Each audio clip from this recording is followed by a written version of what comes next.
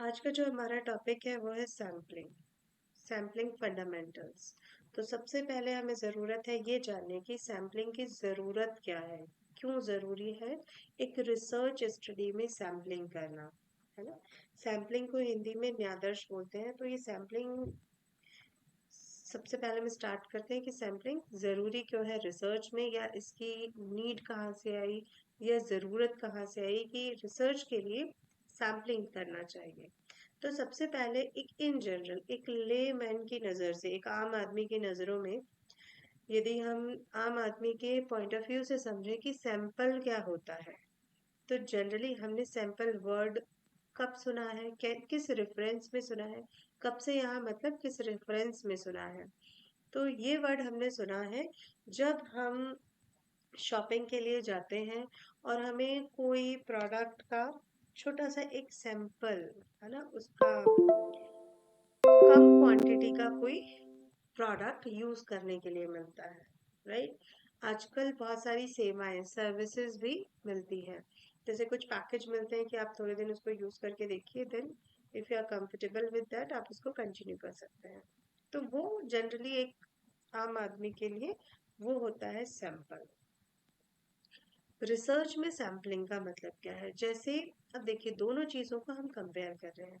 जब हम प्रोडक्ट या सेवाओं की बात कर रहे हैं तो एक बड़ा सा बाना मिलके उसका छोटा सा हमको सेम क्वालिटी का, सेम कैरेक्टरिस्टिक्स का, सेम खूबियों वाला उसी का एक छोटा सा बड़े प्रोडक्ट का नमूना मिला। इसको हम बोल सकते हैं, जैसे शैम्पू की बड़ी बॉटल होती है तो वो पूरी 200 की बॉटल ना मिलके सैशे मिला, पाउच मिला यूज करने के लिए, राइट। जैसे न्यूज़पेपर है तो 30 डेज 1 मंथ का फ्री ना मिलके 3 डेज और 5 डेज फ्री न्यूज़पेपर मिला। तो वो क्या है, एक बड़े प्रोडक्ट का छोटा सा रिप्रेजेंटेशन है ना। क्यों ऐसा करती है कंपनियां, कंपनी इसलिए करती है ताकि आप उस प्रोडक्ट को, सेवाओं को यूज करके एक उसके बारे में जानकारी लें कि वो प्रोडक्ट कैसा है या वो सेवाएं कैसी हैं, आपको अच्छी लगी नहीं लगी।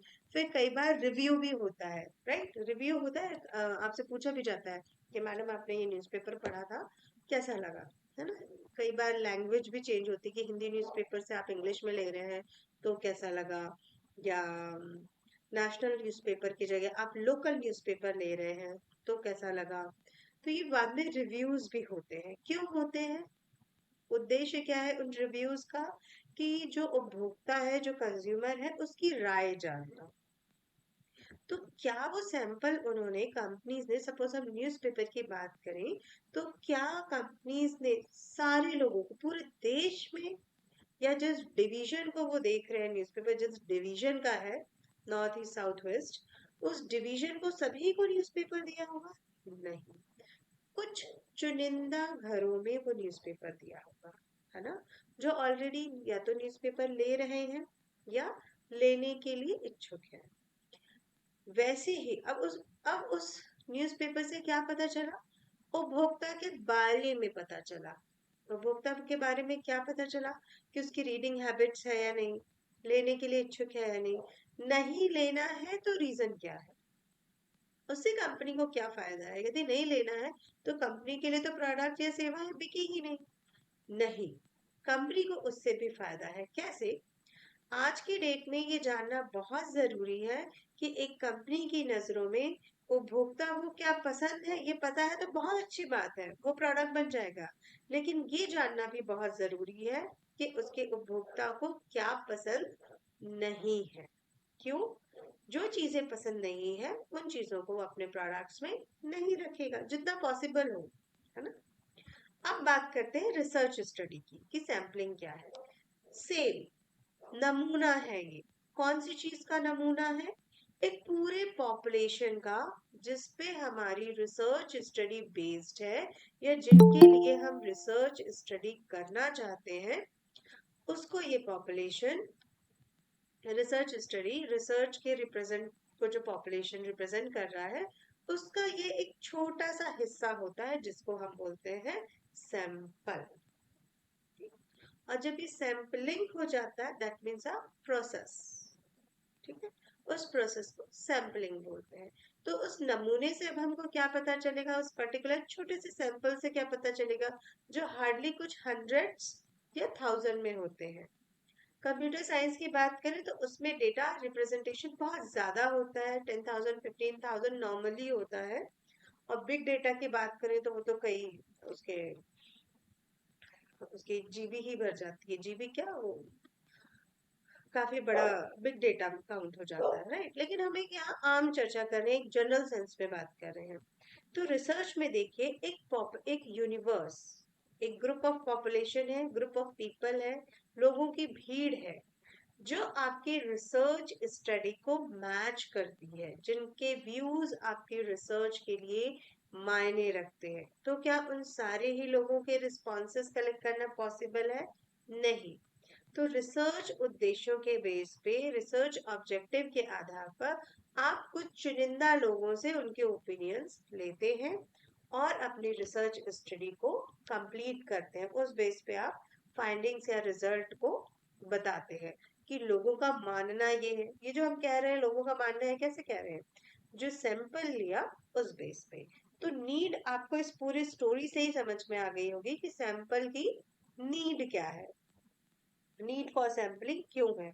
अब इसको हम आराम से अपने शब्दों में लिख सकते हैं। यदि बुक में आपको कोई कंटेंट नहीं मिलता है तो इसको यदि मतलब समझ लिया आपने तो आप अपने शब्दों में भी लिख सकते हैं। कुछ पॉइंट्स यहाँ दिए हैं, आइए उनको हम देखते हैं क्या पॉइंट्स दिए गए हैं। Sampling can save time and money. अब आप बोलेंगे अरे पॉपुलेशन छांटो, सैंपल डिसाइड करूं, तो मनी और टाइम कैसे सेव हो गया? डेफिनेटली सेव हुआ। क्यों? क्योंकि यदि आप पूरे यूनिवर्स के लिए, पूरी पॉपुलेशन के लिए डेटा कलेक्ट करते तो डेफिनेटली टाइम ज्यादा लगता। रादर आपने एक सैंपल लिया, एक छोटा समूह लिया और उसके रिस्पॉन्सेस से अपने रिसर्च को कंक्लूड किया, तो टाइम और मनी दोनों ही बच गया। मनी कैसे बचा? भाई क्वेश्चन भी आपको फिल करवाना है तो उतने प्रिंट आउट तो लेने पड़ेंगे, मनी बच गया। A sample study is usually less expensive than a census. Census मतलब population study and produce result a relatively faster speed. यदि आप पूरे population के बारे में कुछ गणना करें और उसके बारे में conclusion दें या result दें, उसके comparison में sample के बारे में आप responses collect करके बहुत जल्दी, बहुत speedily conclusion या result दे सकते हैं। तो पहली जरूरत तो यही होगी कि टाइम और मनी को बचाने के लिए। दूसरा है सैम्पलिंग में enable more accurate measurement. Definitely जब हम कम डेटा पे, छोटे से डेटा पे काम करते हैं तो हर एक डेटा पे एक्यूरेसी होती है। इसको हम ऐसे ही समझ सकते हैं कि क्लास में यदि हम क्यों चाहते हैं हमारे बच्चे जिस क्लास में उस सेक्शन में कम स्टूडेंट्स हो, क्यों? ताकि टीचर का प्रॉपर अटेंशन मिलेगा। सिमिलरली अब इसका मतलब ये नहीं है कि सैंपल छोटा लेना है, सैंपल आपके रिसर्च ऑब्जेक्टिव को फुलफिल करना चाहिए। यहाँ सैंपल का हम कंपैरिजन कर रहे हैं पूरे यूनिवर्स से। पूरे यूनिवर्स, यूनिवर्स का हिंदी में ब्रह्मांड होता है, लेकिन सामान्य भाषा में जो ब्रह्मांड है रिसर्च में वो यूनिवर्स नहीं कहलाता। यूनिवर्स वो कहलाता है जो रिस्पॉन्सेज आपके रिसर्च स्टडी को बिलोंग करते हैं। जैसे टीचर्स के ऊपर आपकी स्टडी है तो जितने टीचर्स हैं वो आपके लिए यूनिवर्स कहलाएंगे। लेकिन यदि आपने ज्योग्राफिकल एरिया तय कर लिया है कि छत्तीसगढ़ स्टेट के टीचर, तो इस पूरे स्टेट के जो टीचर्स हैं वो आपके लिए यूनिवर्स कहलाएंगे रिसर्च स्टडी में। ठीक है, ये छोटा सा डिफरेंस है इन जनरल मीनिंग में और रिसर्च में। फिर थर्ड है sampling remains the only way when the population contents. अब देखिए पूरी पॉपुलेशन के बारे में यदि हम डेटा कलेक्ट करते हैं, कैलकुलेट करते हैं, तो पहली चीज तो ये इम्पॉसिबल है, पॉसिबल ही नहीं है पूरे यूनिवर्स का डेटा कलेक्ट करना। तो सैम्पलिंग इसलिए जरूरी है ताकि उसके आधार पर हम पूरे पॉपुलेशन को, जो कि इनफिनाइट है ना, हमको पता ही नहीं है, उस पर्टिकुलर गिनना पड़ेगा, काउंट करना पड़ेगा, तो दैट मीन्स इनफिनाइट है, अनंत तक है जो यूनिवर्स, उसके बारे में भी सैम्पलिंग के द्वारा हम एक ओपिनियन दे सकते हैं। तो ये जरूरतें हैं कुछ सैम्पलिंग की। देन जो सैंपल यूजुअली है वो एस्टिमेट हम कर सकते हैं, उसमें एरर्स यदि आए तो उसको एरर फ्री किया जा सकता है, एरर्स को रिमूव किया जा सकता है। डेटा यदि सफिशिएंट नहीं है तो हम डेटा को दोबारा कलेक्ट करके फिर एनालिसिस कर सकते हैं, राइट। हम्म, तो हम पूरे जो सैंपल एरर है उसको रिमूव कर सकते हैं। जैसे फॉर एग्जांपल यदि हम इसको देखें, कई बार होता है जब 11th में या 9th में हमारे कुछ स्टूडेंट्स रहते हैं जिनके पेरेंट्स चाहते हैं कि उनके परसेंटेज अच्छे आए, है ना, परसेंट अच्छे आए, रिजल्ट अच्छा आए। तो 10th में ऑलरेडी परसेंटेज अच्छे आएंगे यदि 9th में अच्छे हो जाते हैं, 11th या 9th को रिपीट करवाते हैं। क्यों? ताकि जो सब्जेक्ट नॉलेज है वो और ज्यादा स्ट्रांग हो। तो ये जो दोबारा पढ़ा रहे हैं, है ना, क्यों कर रहे हैं? ताकि रिजल्ट अच्छा आए, right? या कॉलेज के लिए भी गवर्नमेंट ने ऐसे प्रावधान किए हुए हैं कि आपको यदि परसेंट इम्प्रूवमेंट करना है तो आप दोबारा एग्जाम दे सकते हो। तो क्या करते हैं हम उसमें, एक पर्टिकुलर कोर्स के लिए एग्जाम दे रहे हैं ना, तो 5 पेपर देना इजी है, रदर देन हम 2-3 कोर्स करें। वैसे ही सैम्पलिंग में यदि एरर्स आ रहा है, ये मैं केवल तुलना करके बता रही हूँ, सैंपल में यदि एरर्स आ रहा है, अब किस प्रकार की एरर आ रही है फर्दर स्लाइड्स में हम देखेंगे, लेकिन हमें पता चल रहा है कि किसी भी प्रकार की त्रुटि है, कमी है, तो उस सैम्पलिंग को हम दोबारा रेक्टिफाई कर सकते हैं, मतलब सुधार कर सकते हैं, दोबारा कलेक्ट कर सकते हैं। और ज्यादा इंफॉर्मेशन की जरूरत है तो वो भी कलेक्ट कर सकते हैं, जितना कि हम पॉपुलेशन के रेफरेंस में इंफॉर्मेशन कलेक्ट करना थोड़ा मुश्किल हो जाता है। तो ये सारे फायदे हैं, उन्हीं को यहाँ पे नीड फॉर सैम्पलिंग बताया गया है कि नीड की सैम्पलिंग की जरूरत क्यों है। अब बात करते हैं सम फंडामेंटल डेफिनेशंस की। कुछ ऐसी चीजें हैं जिनके मतलब यहाँ पे आपको क्लियर होना चाहिए। जैसे यूनिवर्स या पॉपुलेशन का बताया कि यूनिवर्स का मतलब यहाँ पे ब्रह्मांड नहीं है, हम पूरे विश्व को, है ना, कवर नहीं कर सकते हैं। जो रिसर्च है उसमें यूनिवर्स आपकी वो यूनिट्स कहलाती हैं जिनसे हम इंक्वायरी करना चाहते हैं, जिनसे रिस्पॉन्सेस लेना चाहते हैं, जिनके ओपिनियन लेना चाहते हैं, वो चाहे एक्सपर्ट्स हों या स्कॉलर्स हों, है ना, बहुत विद्वान लोग हों, या सामान्य लोगों में भी कुछ विशेषताएं रखते हों। वो अब यहाँ पे जैसे मैंने कहा कुछ विशेषताएं रखते हो, तो यदि आपकी रिसर्च स्टडी वुमेन बेस्ड है, जो कि 30 to 50 एज ग्रुप में आते हैं, तो वो है ना, अब भिलाई सिटी के हैं, तो भिलाई सिटी के जितने वुमेन्स हैं जो बिटवीन 30 to 50 एज ग्रुप में है, वही आपका रिसर्च स्टडी का यूनिवर्स या पॉपुलेशन कहलाएगा। ठीक है, यूनिवर्स मतलब जितने ज्यादा नंबर्स अवेलेबल हैं, पॉपुलेशन मतलब जितनों से आपने इंफॉर्मेशन लेना चाहते हैं, डिसाइड किया कि भिलाई सिटी में अप टू 30 to 50 ईयर्स, मान लीजिए 10,000 वुमेन है, आपने डिसाइड किया कि नहीं, हमारी स्टडी के लिए 3000 सफिशियंट है, तो पॉपुलेशन या यूनिवर्स सेम कहलाएगा। जो 3000 है वो सैम्पलिंग फ्रेम में आ जाएगा, तो पॉपुलेशन बोले यूनिवर्स बोले, both are same. Sampling frame, जैसे भी मैंने कहा कि हमने 10,000 में से 3000 को डिसाइड किया कि 3000 जो वुमेन्स है वो हमारी रिसर्च स्टडी के लिए अप्रोप्रिएट है, इतनों के रिस्पॉन्सेज से हम प्रॉपरली डेटा कलेक्ट कर सकते हैं, राइट। तो ये 3000 आपका सैंपल फ्रेम कहलाएंगे। इसका मतलब ये है कि जितने नंबर्स हम डिसाइड करते हैं, जितनी इंफॉर्मेशन, जितने responses, respondent, number of respondents researcher decide करता है, वही उसके सैंपल फ्रेम कहलाते हैं। Then sampling design, sampling design जो है, सैम्पलिंग वर्ड ही आ गया कि इट्स अ प्रोसेस, सैंपल होता है यूनिट, सैम्पलिंग हो जाता है प्रोसेस। कौन सी प्रोसेस? एक ऐसी प्रोसेस जहाँ पे आप सैंपल को डिजाइन कर रहे हैं।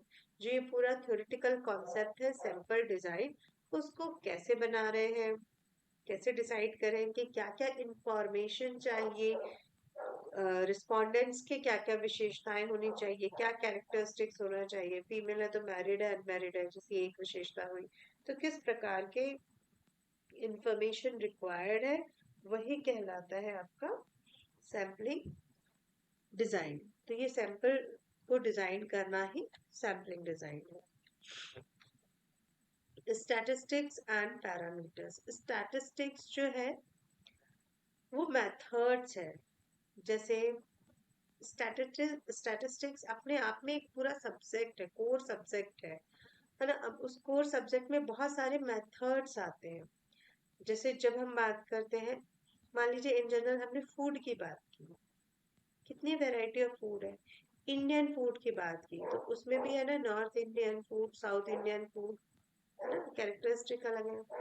फूड में भी देखिए, इटालियन फूड, चाइनीज फूड, कितने सारे, मैक्सिकन फूड, बहुत सारे फूड्स हैं। वैसे ही जब हम स्टैटिस्टिक्स की बात करते हैं तो स्टैटिस्टिक्स अपने आप में इतना बड़ा एक कोर्स है, सॉरी सब्जेक्ट है। उस सब्जेक्ट में बहुत सारे अलग अलग मेथड्स हैं। जब हम मेथड्स की बात करते हैं तो काई स्क्वायर है, रिग्रेशन है, कोरिलेशन है, क्वार्टाइल है, परसेंटाइल है ना, अनोवा है, मनकोवा है, एनकोवा है, बहुत सारी मेथड्स है। लेकिन अब एक क्वेश्चन होता है कि इतनी सारी मेथड्स में से कौन सी मेथड एप्रोप्रिएट है। जब वो हम डिसाइड करते हैं, वो जिन आधार पे हम डिसाइड करते हैं कि कौन सी मेथड लगेगी, वो आधार ही कहलाता है पैरामीटर्स। तो पैरामीटर्स आपके उद्देश्यों के अनुसार बनते हैं और उन्हीं पैरामीटर्स के आधार पर स्टैटिस्टिकल टूल्स या स्टैटिस्टिकल मेथड्स डिसाइड होती हैं। ठीक है, एक बहुत डेप्थ में आपको याद करने की जरूरत नहीं है। एक टेबल मैं आपसे शेयर कर दूंगी जिसमें आप कुछ कैरेक्टरिस्टिक्स के बेस पे आसानी से समझ सकते हैं कि अच्छा, प्री और पोस्ट, पहले और बाद में, इस टाइप की कुछ स्टडी है तो टी टेस्ट लगेगा। ठीक है। और काई स्क्वायर है तो जहाँ पे हम रियलिटी का, रियल सिचुएशन का, एक्सपेक्टेड, जो हम एक्सपेक्ट कर रहे हैं उससे कंपैरिजन कर रहे हैं, है ना। और तो काई स्क्वायर लगेगा। वैसे ही यदि हम रिलेशनशिप फाइंड आउट कर रहे हैं तो को रिलेशन लगेगा। और हमको पता है रिलेशनशिप है, लेकिन कितनी स्ट्रॉन्ग रिलेशनशिप है, तो रिग्रेशन लगेगा। उस रिलेशनशिप में भी बहुत ज्यादा वेरिएबल्स हैं। एक ही वेरिएबल है तो वन वे अनोवा लगेगा, दो से ज्यादा वेरिएबल्स है तो मल्टी अनोवा लगेगा, है ना। तो ये कुछ कैरेक्टरिस्टिक, तो ये जिस बेसिस पे इतने सारी मेथड बता दी वो कहलाता है पैरामीटर। फिर मोस्ट इम्पॉर्टेंट है सैम्पलिंग एरर। सैम्पलिंग एरर का मतलब है जब हमने ओपिनियन या व्यूज, इंफॉर्मेशन रिस्पोंडेंट से कलेक्ट की बाय डिफॉल्ट, है ना। कुछ ऐसी सिचुएशन होती है जो कंट्रोलेबल नहीं होती, कुछ कंट्रोलेबल होती है। तो कुछ इंफॉर्मेशन जो कंट्रोलेबल नहीं है, ऑटोमेटिकली रॉन्ग आ गई है, चाहे वो जानबूझ के आ गई है, किसी भी इंटेंशन से रॉन्ग आई है या इनकम्प्लीट आई है, उससे एक्यूरेसी ऑफ डेटा जो है वो इफेक्ट करता है। जैसे हमने ऑलरेडी पढ़ा हुआ है रिलायबिलिटी एंड वैलिडिटी की, पर्टिकुलर जो इंफॉर्मेशन है उस पर हम कितना रिलाय कर सकते हैं, कितना भरोसा कर सकते हैं। तो सैम्पलिंग, यदि सैम्पलिंग, सैंपल डिजाइन में एरर है, जो सैम्पलिंग प्रोसेस है उसमें एरर है, या फिर जो रिस्पॉन्सेज हमारे पास आए हैं उसमें एरर है, दैट मीन्स कि जो रिजल्ट है वो अप्रोप्रिएट नहीं होंगे। इट डिपेंड्स कि वो 10% एरर है कि 90% एरर है। 90% एरर मतलब तो पूरा ही एरर है, बंद से कर दिया है डेटा, है। कुछ हद तक एरर्स एक्सेप्टेबल होती हैं, जो कि नेचुरल्स होती हैं, जो कि अनअवॉइडेबल है, वो एक्सेप्टेड होती है। ये जब प्रैक्टिकल्स करेंगे, प्रैक्टिकल्स मतलब जब हम अपने रिसर्च वर्क करेंगे, तब वो क्लियर हो जाएगा कि कितना एक्सेप्ट करना है, कितना रिजेक्ट करना है। थ्योरेटिकली समझिए कि सैम्पलिंग एरर का मतलब है सैंपल कलेक्ट करते टाइम जो एरर्स हो जाती है, मिस्टेक हो जाती है, त्रुटि रह जाती है, उससे ही गलतियां, त्रुटियां उत्पन्न होती हैं, वो आपका सैम्पलिंग एरर कहलाता है।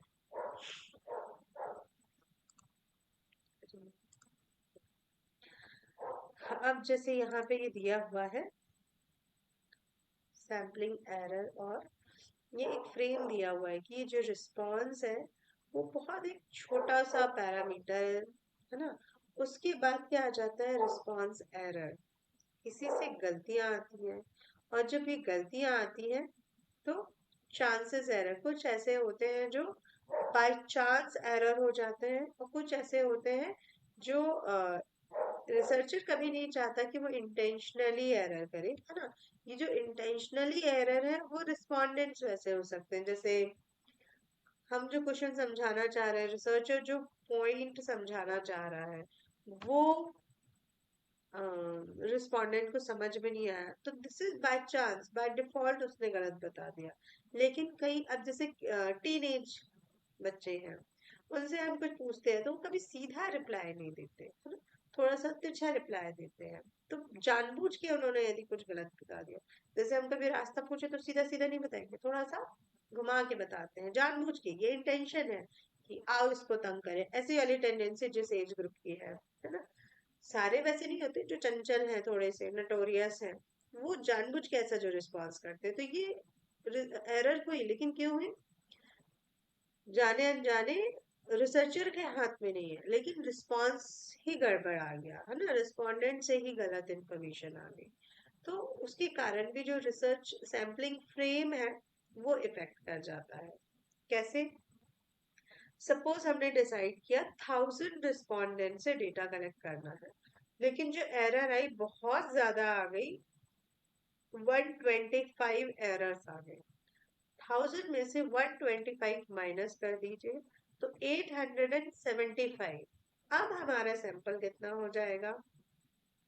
875, ये कहलाएगा sample. Clear? Due to incomplete information, due to any how error आए तो हमको उसको हटाना है। अब जो एरर हम हटा सकते हैं, रिमूवेबल है, उसके बाद ही ये 875 आया। कुछ ऐसी एरर्स हैं मैडम वो एग्जाम्पल दिया है 1000 वाला, वो फिर से बताइए तो। जैसे हमने डिसाइड किया कि 1000 लोगों से 1000 रिस्पोंडेंट्स हमको कलेक्ट करने हैं। मान लीजिए जो स्टडी है वो बॉय और गर्ल दोनों को मिला के 1000 होना चाहिए, लेकिन जो हमने डेटा कलेक्ट किया उसमें रिस्पोंडेंट्स ने जेंडर मेंशन ही नहीं किया है, तो आप क्या करेंगे? वो डेटा आपके लिए यूज का ही नहीं है, क्योंकि आपकी स्टडी ही जेंडर बेस्ड है ना, बॉय है गर्ल लिया है, दैट मीन्स कि आप जेंडर बेस्ड पे कुछ स्टडी करना चाहते हैं, लेकिन वो इन्फॉर्मेशन ही नहीं है, जेंडर ही मेंशन नहीं है, और नाम हमारे लिए जरूरी नहीं है, ABCD हो, XYZ हो, क्या फर्क पड़ता है, तो नाम भी नहीं है कि हम नाम से चेक कर लें। तो इस सिचुएशन में यदि 125 ऐसे डेटा है जिसमें कुछ इन्फॉर्मेशन नहीं है, किसी में जेंडर इन्फॉर्मेशन नहीं है ना, जो कि हमें नहीं पता, जैसे फैमिली मेंबर, अब किसी ने जेंडर तो लिखा, फैमिली मेंबर्स नहीं लिखे, तो फिर स्टडी हमारी अधूरी रह जाएगी, है ना। तो ऐसे एरर मान लीजिए 125 रिस्पॉन्सेज हमको इनकम्प्लीट मिले, तो फाइनल 1000 में से 125 माइनस कर दीजिए, तो 875 इस सिचुएशन में सैंपल साइज होगा। क्लियर? यस मैम, यस अब बात करते हैं यस मैम। ऐसे, ओके, अब बात करते हैं ऐसे रिस्पॉन्सेस की जो कि रेक्टिफाई कर सकते हैं। मान लीजिए अब नाम भी लिखा था लेकिन जेंडर मेंशन नहीं था, फैमिली साइज मेंशन है, सारी चीजें मेंशन है, तो हम क्या कर सकते हैं? नाम पढ़ के टेंटेटिव, अब किरण नाम होगा तो बहुत मुश्किल है समझना कि बॉय है या गर्ल है, क्योंकि कुछ ऐसे नाम जो कॉमन होते हैं हम उसमें कुछ नहीं कर सकते हैं, है ना। लेकिन सॉरी ना यदि यहाँ किसी का नाम हो तो, लेकिन जो नाम हम स्पेसिफाई कर सकते हैं कि हाँ ये बॉय का है या गर्ल का है, तो उतना तो हम मैनिपुलेट डेटा कर ही सकते हैं।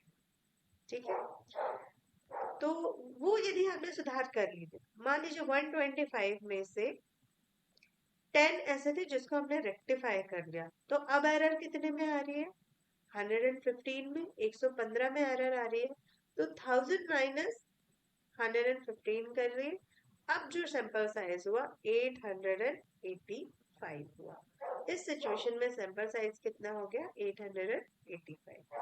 ये वो सिचुएशन थी जो एट ए ग्लांस, एक नजर में हमको दिखी और हमने डेटा को सुधार कर लिया, मैनिपुलेट कर लिया, अपने रिसर्च के अनुरूप बना लिया, ये वो सिचुएशन है। क्लियर है ये? दूसरी सिचुएशन की यस बात मैम। करते हैं, दूसरी सिचुएशन जहां पे मान लीजिए हमने ये पूरे रिस्पोंडेंट से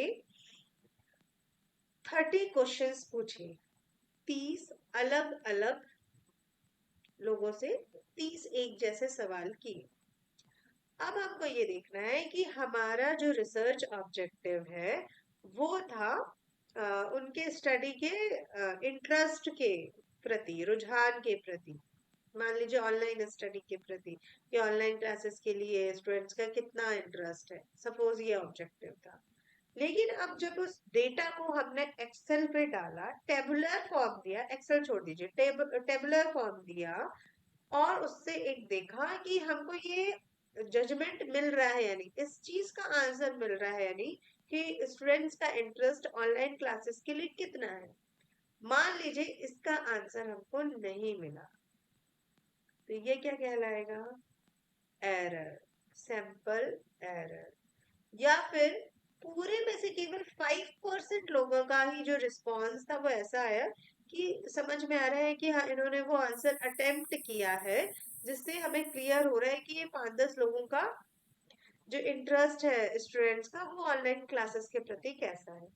इस सिचुएशन में क्या पता चलता है कि जो डेटा है वो हमारा एरर है, एररफुल डेटा है। इस सिचुएशन में क्या करेंगे? चेक करेंगे कि क्वेश्चंस गलत बनाए हैं, क्वेश्चंस की फ्रेम, जो सेंटेंस फ्रेम करते हैं वो गलत किया है इसलिए रिस्पांस नहीं आया, या वो इतना अच्छा बनाने के चक्कर में इतना, जिसको बोलते हैं ना, बहुत कठिन कर दिया है कि भाषा समझ में नहीं आई, या लिखने का जो क्वेश्चन पूछने का तरीका है वो समझ में नहीं आया, वो भी सही है। तो फिर नंबर ऑफ क्वेश्चंस, उसमें कहीं कोई क्वेश्चन या कुछ पैरामीटर ऐड करने से छूट गया है ना? तो इस आधार पर त्रुटियों को हम चेक करेंगे, और यदि कमी पाई जाती है तो दूसरा क्वेश्चन बनाएंगे, दूसरा डेटा कलेक्ट करेंगे और फिर चेक करेंगे एरर है या नहीं है। अब सवाल उठता है, सैंपल साइज हमने 1000 लिया, तो क्या ये हम पूरे 1000 के लिए करेंगे? नहीं, ये जो प्रोसेस हुई हम पूरे सैंपल साइज के हार्डली 10% सिर्फ करके देखेंगे। 1000 का 10% तो 100 भी ज्यादा हो जाता है, उसके भी 20-30% लोगों से पूछेंगे, मतलब 20-30 लोगों से हमने ये क्वेश्चन सैंपल क्वेश्चन दिया, और उनमें से देखेंगे कि डेटा का proper responses according to objective या अकॉर्डिंग टू टाइटल मिल रहा है या नहीं। क्यों? क्योंकि हम क्वेश्चन में सुधार करके वापस 30 लोगों से भरवा सकते हैं, लेकिन 1000 से हम नहीं कर सकते हैं, है ना? इसी झंझट को, इसी परेशानी को कम करने के लिए छोटे से जो हमने सैंपल साइज किया उसकी भी एक और सैंपल से, just for checking a question, इसी चीज को कहा जाता है pilot study, PILOT, pilot study. ये एक ट्रेडिशनल टर्म है जो पहले काफी यूज होती थी, आजकल पायलट टर्म कम यूज होता है। एरर, फाइंडिंग एरर या चेकिंग एरर, ये वर्ड ज्यादा आजकल यूज होते हैं। पायलट स्टडी इसी को कहा जाता है। पुराने आप किसी अपने सीनियर से पूछेंगे, टीचर से पूछेंगे, तो वो ये टर्म यूज करेंगे, पायलट स्टडी। तो पायलट स्टडी क्या है? पूरा एक क्वेश्चन फाइनल करने से पहले आप उसका एक छोटा सा ट्रायल लेते हैं कि प्रॉपर रिस्पॉन्स आ रहा है या नहीं है, जो सैंपल आपने लिया वो प्रॉपरली एक्यूरेट है या नहीं, उसको कहते हैं पायलट स्टडी। अब बात करते हैं, नेक्स्ट टर्म है प्रिसिशन। जो प्रिसिशन है वो एक मैम एक क्वेश्चन है, जैसे कि हम्म, पायलट स्टडी पुराना टर्म है, तो अभी करंट में कौन सा अभी है, मतलब जिसको यूज करते हैं ऐसा term? Checking error, error find out करना, रिलायबिलिटी चेक करना, वैलिडिटी वो चेक कैसे करना, करते हैं, उसके वो भी टूल्स ऐसे क्या ही है मैम? करते हैं, ऐसे ही करते, प्रोसेस सेम है। पहले केक बनाने के लिए स्पेशली अलग से केवल ओवन आता था, उसमें बनाते थे। आजकल माइक्रोवेव में बन जाता है, तो हम क्या बोलते हैं, माइक्रो कर लो, राइट। प्रोसेस वही है, पायलट स्टडी की भी प्रोसेस वही है। क्वेश्चनेयर बनाना है छोटे से सैंपल से, 20-30 सब्जेक्ट एक्सपर्ट से, या उस जो हमारे पैरामीटर डिसाइड किए उन लोगों से क्वेश्चंस पूछ लेंगे, या वो सैंपल को क्वेश्चनर को देके उनके रिस्पॉन्सेस कलेक्ट कर लेने हैं, और चेक कर लेना है कि प्रॉपर रिप्लाई आ रहा है या नहीं आ रहा है। आ रहा है, वेरी गुड, 1000 से पूछ लीजिए, 1000 में से 20 तो आप पूछ ही चुके हैं, बाकी से पूछ लीजिए। क्लियर है? ओके। ओके। ये जो टर्म है ये पॉपुलेशन का ही एक एवरेज निकालना कहलाते हैं, जिसमें रिलायबिलिटी को चेक करते हैं, या फिर यू कैन से कि कॉन्फिडेंस लेवल जो है उसको चेक करते हैं। कि इसमें एक एग्जांपल लिया है, जैसे पॉपुलेशन यहाँ पे लिया, नहीं सॉरी, यहाँ पे अमाउंट लिया ₹4000, और प्लस माइनस रखा कि 4% प्लस माइनस भी आया तो भी हमारा जो वैल्यू है वो एक्सेप्टेबल है, राइट। तो एक रेंज डिसाइड करते हैं, जैसे जहाँ पे हम श्योर नहीं होते हैं कि 100% एग्जैक्ट सैंपल साइज होगा या एग्जैक्ट अमाउंट होगा, तो हम उसमें प्लस माइनस रेंज लेके चलते हैं, उसको बोलते हैं प्रेसिशन। जैसे और कहाँ पे यूज होता है, अटेंडेंस। रेंडमली यदि हमने केवल क्लासरूम में बैठे स्टूडेंट के बेस पे काउंट नहीं किया, केवल इस क्लासरूम में कितने स्टूडेंट बैठ सकते हैं इस बेस पे कहा कि हाँ +70 है, +-5, राइट। 70 स्टूडेंट प्रेजेंट है, +-10, मतलब +10 भी हो सकते हैं, -10 भी हो सकते हैं। इस प्रकार का जो कैलकुलेशन है वो प्रिसिशन कहलाता है। देन आता है confidence level and significance level. कई बार इसको सिग्निफिकेंस, हाँ, कॉन्फिडेंस लेवल या सिग्निफिकेंस लेवल भी कहते हैं, दोनों एक ही चीज है। इन दोनों का क्या मतलब है? कॉन्फिडेंस मतलब कितने कॉन्फिडेंटली रिसर्चर ये बोल पा रहा है या कह पा रहा है कि जो रिजल्ट आया है वो सही है। ठीक, जब हम कहते हैं कि हाँ 90% चांसेस है कि मेरे जो मार्क्स है वो 80+ आएंगे, दैट मीन्स कि उससे वो कॉन्फिडेंस लेवल समझ में आ रहा है, राइट। वैसे ही जब रिसर्चर कोई डेटा कलेक्ट करता है तो उसको उसको ये एक कॉन्फिडेंस लेवल बताना होता है। अब क्वेश्चन होता है कि क्यों बताना होता है, ये इसलिए बताना पड़ता है कि जो फ्यूचर रिसर्चर है, जो फ्यूचर स्कॉलर्स है, वो उनकी स्टडी को कितना बिलीव कर सकते हैं। सपोज 90% चांसेस है, कॉन्फिडेंस लेवल है कि हाँ जो आंसर है वो सही है, मतलब बहुत अच्छा परसेंटेज है। 1 मतलब 99% कॉन्फिडेंस लेवल पे हम कुछ बात कह रहे हैं, तो डेफिनेटली किस पे हम ज्यादा बिलीव करेंगे, 99% पे। तो ये एक लेवल ऑफ कॉन्फिडेंस या सिग्निफिकेंस लेवल जिसको हम बोलते हैं, उस पे डेटा को मेंशन करना बहुत जरूरी है। मेंशन करना पड़ता है रिसर्च में कि कितने कॉन्फिडेंस के साथ आप ये बात कह रहे हैं, तो वो रेंज रहती है। वो रेंज ऑटोमेटिकली टेबुलर है, टेबल बना हुआ है, उस रेंज के बेसिस पे हम रिसर्चर बता पाते हैं कि सिग्निफिकेंस लेवल कितना है। Sampling distribution. सैम्पलिंग डिस्ट्रीब्यूशन का मतलब है कि जितने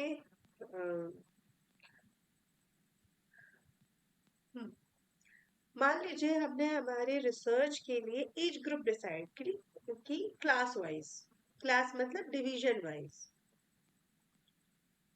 10 to 20 years, 20 to 30, 30 to 40, 40 to 50।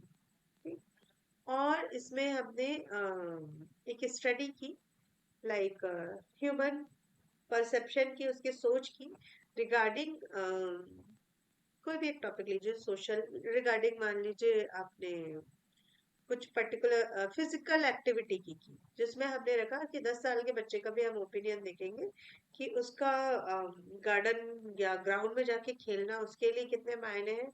वैसा हमने क्लास डिवाइड किया और 50 ईयर्स तक हम पूछेंगे कि कौन सी ग्राउंड पे खेलना फिजिकल एक्टिविटी कितनी जरूरी है। मान लीजिए इस एक छोटे से ऑब्जेक्टिव का ये अलग अलग क्लास वाइज अलग अलग age group wise data collect किया। ये डेटा में ऐसा ना हो कि मोस्टली अब जब आपने क्लास बनाया है 10 to 20 20 to 30 दैट मीन्स कि you have to ask from 11 years old किड। आप वो 11 साल के बच्चे से भी रिस्पॉन्स ले। 50 ईयर्स रखा है दैट मीन्स कि आप अप टू 50 ईयर्स तक लोगों के रिस्पॉन्सेज ले। लेकिन डेटा सूटेबिलिटी बोल लीजिए, डेटा अवेलेबिलिटी बोल लीजिए कि आप 2 एरिया में गए, वहां से आपने डेटा कलेक्ट कर लिया एंड मोस्टली जो रिस्पॉन्डेंट्स है वो आए 20 ईयर्स से लेके 40 ईयर्स तक। तो क्या आपका रिसर्च ऑब्जेक्टिव पूरा हो पाएगा? एब्सोल्युटली नॉट, क्योंकि आपने ऑब्जेक्टिव ही क्या रखा है कि उस 10 साल के बच्चे से लेके 50 ईयर्स तक के जो लोग हैं उनकी व्यूज जानना अबाउट फिजिकल एक्टिविटी। तो ये तो डेटा जो है आपका प्रॉपरली जो सैंपल है वो डिस्ट्रीब्यूट ही नहीं हुआ, डिस्ट्रीब्यूशन ही नहीं आया, है ना। जो कलेक्शन आया वही रॉन्ग आ गया, राइट। हो सकता है आपने बहुत एफर्ट से डेटा कलेक्ट किया और जो डेटा डेटा कलेक्ट किया वो बहुत ट्रू है, एकदम 100% सही है, लेकिन रिसर्च ऑब्जेक्टिव से वो मैच नहीं कर रहा है, राइट। तो जब डेटा डिस्ट्रीब्यूशन आप चेक करते हैं कि सैम्पलिंग डिस्ट्रीब्यूशन या डेटा डिस्ट्रीब्यूशन, चूंकि हमने डेटा कलेक्ट किया है तो जनरली हम डेटा डिस्ट्रीब्यूशन बोल देते हैं, है वो सैम्पलिंग डिस्ट्रीब्यूशन।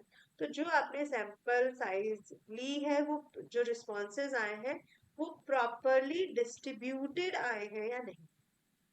इसका एक और मतलब ये नहीं है कि आप उसको एकदम ऐसे चेक करें कि 10 to 20 ईयर्स 50 लोगों ने कहा तो 20 to 30 अरे 60 ने कह दिया, नहीं इतना इक्वल नहीं। लेकिन हाँ, ये जो ऐसे ग्राफ बनता है वो अप्रॉक्स इक्वल बनना चाहिए। एकदम ऐसा ना हो कि जो 10 ईयर्स का है हार्डली 2-3 लोगों से पूछा, फिर सीधे 30 से पूछा और फिर डाउन 40-50 साल के बस 1-2 लोग हैं, ऐसा नहीं होना चाहिए। तो सैंपल डिस्ट्रीब्यूशन बहुत इंपॉर्टेंट है आपकी रिसर्च स्टडी में। जब भी आप डेटा कलेक्ट करते हैं सैंपल डिस्ट्रीब्यूशन को चेक करिए। सॉफ्टवेयर में ये प्रोसेस ही है कि पहले आपको चेक करना होता है कि डेटा प्रॉपरली डिस्ट्रीब्यूटेड है या नहीं।